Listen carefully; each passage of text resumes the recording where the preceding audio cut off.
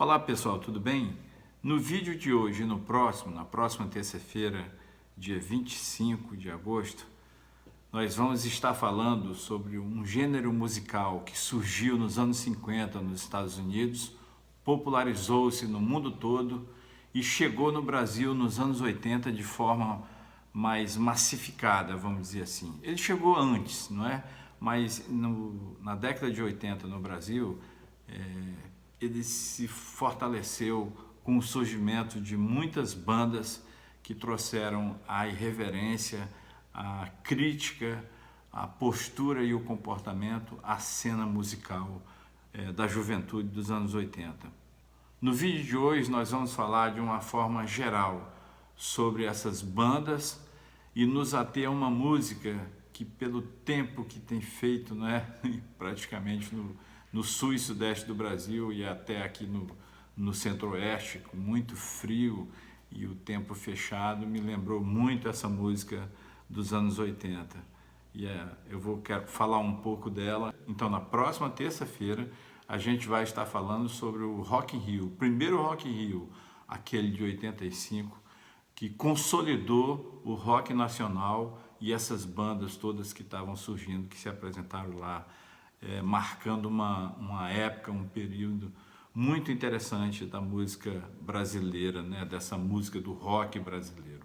Na quinta-feira, 27 de agosto, na próxima quinta, nós vamos estar fazendo uma live aqui com o compositor, o músico, o cantor e historiador Fernando da Gata, o duradense Fernando da Gata, conhecido por todos da cena musical, da cultura douradense, um cara que fala das identidades da cidade. Nós vamos estar conversando com ele sobre rock, sobre projetos dele e sobre a tese que ele defendeu na Universidade Federal da Grande Dourados, onde eu também fiz doutorado de História. O Fernando defendeu uma tese, uma pesquisa sobre a revista Bis, que foi a maior publicação do rock nacional na década de 80. Todos convidados, marca aí na sua agenda. Quinta-feira, dia 27 de agosto, às 19 horas, horário aqui de Dourados, e 20 horas, horário de Brasília. Ok? Mas antes disso, se inscreve no canal, deixa o teu like, o teu comentário e divulga o nosso canal. E não esquece do dia 27 estar aqui para a nossa live com o Fernando da Gata, que você pode participar também, fazer pergunta a ele, saber sobre os projetos dele, o que ele anda fazendo. Enfim, vamos movimentar esse negócio aqui em Dourados também, ok? Eu sou José Milton Rocha e você está no canal Música e Outros Cantos.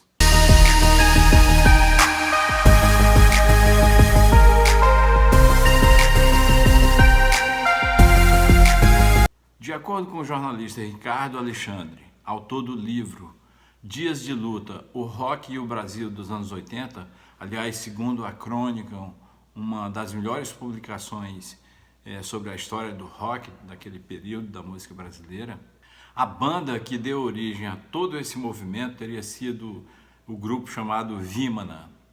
Esse grupo gravou um disco no final dos anos 70, mas nunca lançou. O disco não foi lançado porque a banda se acabou antes. E a banda era formada por nomes como Hit, Lobão, Lulu Santos, Fernando Gama, Luiz Paulo Simas. Era meio experimentalista. Pra você ter uma ideia, a duração dos shows dessa banda era em torno de 3 horas. E aí, segundo o autor, eles ficavam fazendo solo, o cara da guitarra fazia 20 minutos de solo, a bateria mais 15. E o Lobão e o Fernando Gama ficavam se digladiando lá no violão em torno de 30 minutos, quer dizer, faziam um show assim para eles mesmos, Por isso que a banda certamente não deu certo. Mas o importante é que a partir dela saíram pelo menos 3 grandes nomes do rock, da música brasileira naquele período. O inglês Hit, que aliás ensinava inglês para os artistas, porque ele não tinha ainda a situação dele regulamentada no Brasil. O Lulu Santos era o guitarrista e o Lobão era baterista. O Lobão originariamente era baterista e a gente ainda vai falar mais sobre isso nesse vídeo. Mas nos anos 80, esse rock ganha mercado. Os cantores da música popular brasileira e da música romântica cederam espaço, não é? Então o rock ele se apropria. A gente já disse aqui que não existe vácuo, né? Na cultura, na política, nesses movimentos, não existe vácuo. O espaço ele é constantemente ocupado por movimentos, por cantores, por personagens que ocupam essa cena. A primeira banda que marcou o nome nesse cenário foi a Blitz, liderada pelo Evandro Mesquita. A Blitz, cujas músicas normalmente contavam historinhas. Você não soube me amar, é bem isso, né? O cara chega, encontra o broto, estava passeando, não sei o quê, tem o weekend, né? O fim de semana e tal. Enfim, todas elas contam historinhas de desenho animado que marcou muito a discografia dessa banda. Daí vieram Paralamas, Barão Vermelho, liderado pelo Cazuza, e outras. E é interessante aqui a gente perceber que o rock nacional, esse rock dos anos 80, que substitui o Made in Brasil, aquele movimento dos anos 70, e que contrasta com a Jovem Guarda dos anos 60, considerada alienada.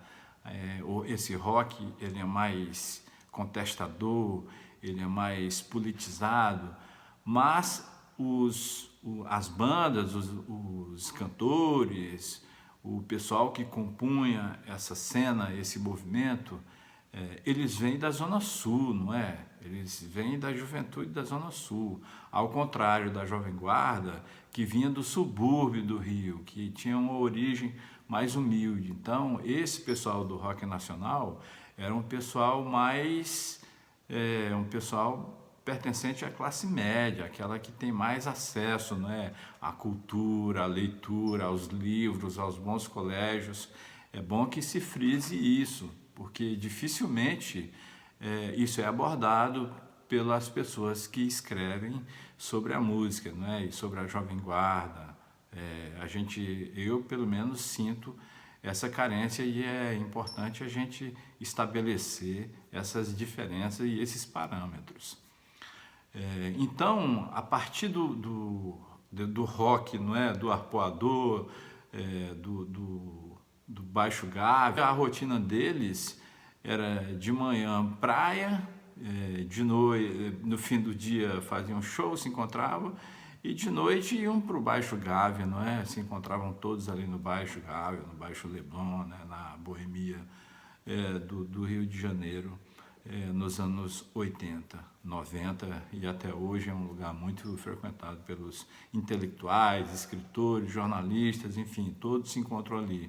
Antes da década de 60 para trás era na Lapa. Depois, esse movimento ele redirecionou, vamos dizer assim, o seu fuso para a Zona Sul, ali para o Baixo Gávea, Baixo Leblon. Como eu dizia, a partir dessas bandas, em outras regiões do Brasil, surgiram outras bandas, não é? Em Brasília surge a conexão Rio-Brasília, é interessante, surge a Legião, surge a Plebe Rude, Capital Inicial, de São Paulo vem o RPM, do Rio Grande do Sul vem Engenheiros do Havaí, vem Nenhum de Nós, enfim, e aí se misturam todos e ocupam essa cena. Mas como eu disse no começo do vídeo, eu queria me deter numa música que em função desse tempo me trouxe muitas lembranças daquele período do Rio de Janeiro, onde eu morava, que é a música Me Chama, do Lobão. E interessante que essa música, embora seja uma balada, ela tem diferentes interpretações, e eu vou me ater aqui a duas. A dele próprio, que é uma versão bem rascante, estridente, e por que ele faz isso, nós vamos falar sobre isso. E a outra que é de uma maneira mais suave, aliás, que ela cantava meio estilo New Wave, e esse rock ele é percebido de acordo com o cantor, com o autor, com o compositor, principalmente com o cantor. Eles davam versões próprias, né, de acordo com o seu estilo. Então a Marina foi quem primeiro gravou Me Chama. Me Chama, o Lobão disse que ele compôs numa noite de frio, de chuva no Rio, naquele período. E qual foi o cenário que ajudou ele a compor essa música? Ele disse que naquela época ele estava passando por um momento muito difícil na vida dele, tanto economicamente quanto sentimentalmente. Ele havia perdido a mãe e estava muito dolorido e tal. E aí foi para a Holanda com a namorada dele, que era holandesa, e aí foram viajar, foram para a Holanda. Chegando lá, o pai da namorada morre, o pai da namorada dele morre. E aí ele volta para o Brasil. E aí ele disse que estava tão mal que naquela época ele só comia pão com mortadela. E o próprio telefone dele era cortado, ele só recebia ligação, ele não podia ligar. E numa noite desse frio, que a dor e a solidão, a dor da perda, né? A solidão aumenta muito, vamos dizer assim, o teu sofrer, ele começou a compor uma música. Falando da dor dele, esperando uma ligação da namorada, já que ele não podia ligar para ela, mas que ele queria saber, queria conversar com ela, não é? E a música fala exatamente isso. Chove lá fora e aqui está tanto frio, me dá vontade de te ver. Então me chama, me chama, me chama.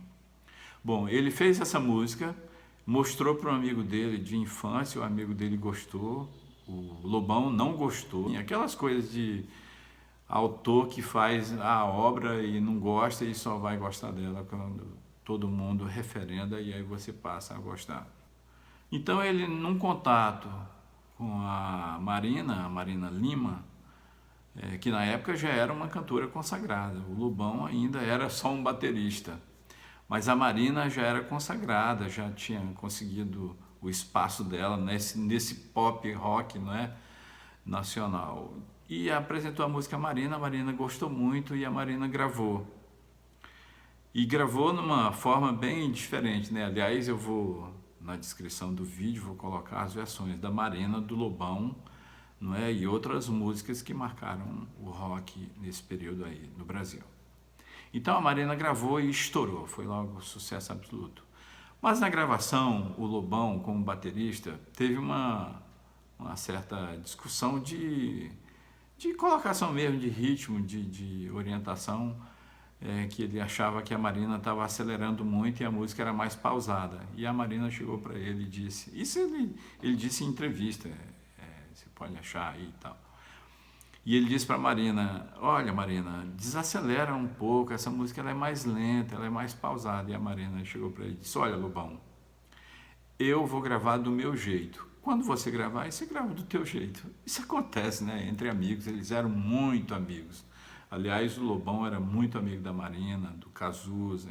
Um ano depois, o Lobão gravou essa música. Inicialmente, a música não fez sucesso. Aliás, inicialmente, a gravadora questionou, não é? Você quer gravar uma música que já fez sucesso com a Marina? Sim, eu quero gravar. Mas essa música já fez sucesso com a Marina, você não vai conseguir nada com essa música. Enfim, mas por insistência dele, acabou gravando e a gravadora também não divulgou muito bem, segundo ele, enfim.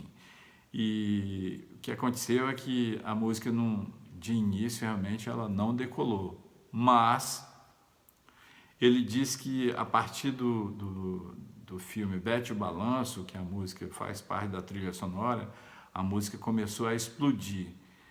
Explodir, e a música ocupou um espaço assim que ele disse que a música ficou em torno de 1 ano nas paradas de sucesso. E essa música, eu acho ela assim muito bonita e ele dá na interpretação dele todo aquele peso e a carga emocional que ele estava vivendo naquele período. Então ele canta com aquela voz rascante, né? Transforma numa balada bem densa, quase um blues. É isso, eu espero que você tenha gostado. Não esquece da nossa live com o Fernando da Gata no dia 27 às 19 horas, horário daqui de Dourados, e 20 horas de Brasília. E tamo junto, falando de rock. Aumenta que isso aí é rock and roll, porque as pedras vão rolar. Um abraço e até mais.